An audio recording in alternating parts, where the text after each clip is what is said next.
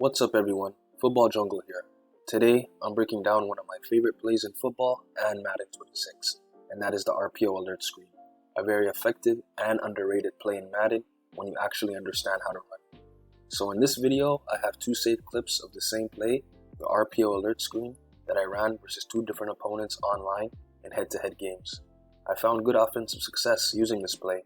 As the play you see on the screen, I was able to pick up a critical first down, and the second clip I'll show, I was able to score a touchdown. So before showing these clips, I just want to give a quick explanation of the play design. So an RPO alert screen is a pre-snap run pass option where the quarterback checks the numbers on the perimeter before the ball is even snapped. Unlike a traditional RPO where you read the defender's movements after the snap, an alert means if you see a numbers advantage or soft cushion on the outside, you alert the screen and throw the ball to the outside receiver. So the quarterback at the snap, he's going to start by beginning a handoff process to the running back, and the offensive line will block for him on a sort of inside zone run, and the QB can decide if he likes the numbers advantage on the outside to pull it down, or he can pass it to the boundary receiver, and he's like running a sort of smoke or step-in screen, and the receiver in the slot will be the lead blocker for the play. I feel it's best to call this play versus an opponent who's playing a conservative or very off-coverage sort of defense, and he's protecting deep. Typically those soft shells you see like cover 4, cover 6, cover 2 sort of looks. And it's a really deceptive play where you can attack short and get deep from there with good blocks. And sometimes it can even work against aggressive defenses and some man coverages, but just not as nearly as often versus the off sort of coverages.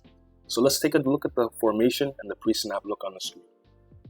Now for this play, I'm using the Buffalo Bills and their playbook. The formation I'm using is the gun spread Y flex formation. It's a spread formation with two receivers to the left and two receivers to the right.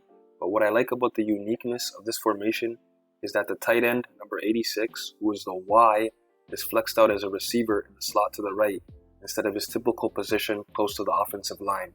So he's going to be the lead blocker for this play, and I feel he provides a great mismatch with his size, strength, and his overall blocking ability compared to a smaller, lighter wide receiver.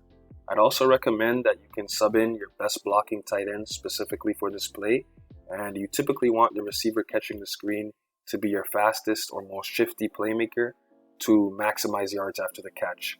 So from what the defense is showing, it looks like some sort of nickel double mug look, and since the tight end is lined up in the spread, the other linebacker tries to match him out there. So as soon as the ball is snapped, you are just for the most part reading the behavior of the linebacker lined up over the tight end and the cornerback. Whatever they do determines a lot. So let's look at what happens.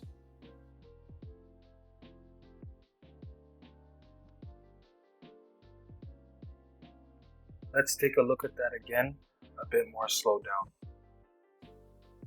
Snap the ball, linebacker attacks the run, cornerback backing off, throw the alert, attack the outside of that safety. I was able to pick up 12 to 13 yards on that third down. Let's take a look at that again.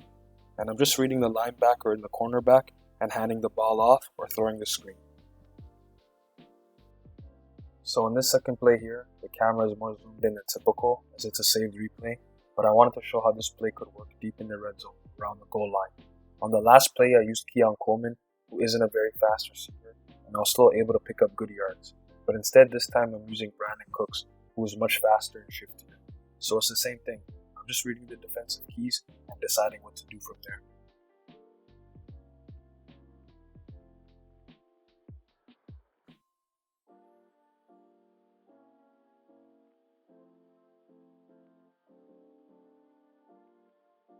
At the snap of the ball, the defensive tackle was coming right through. I threw the screen, great block by the tight end, and a nice juke on the safety for the touchdown. And that's really the beauty of this screenplay.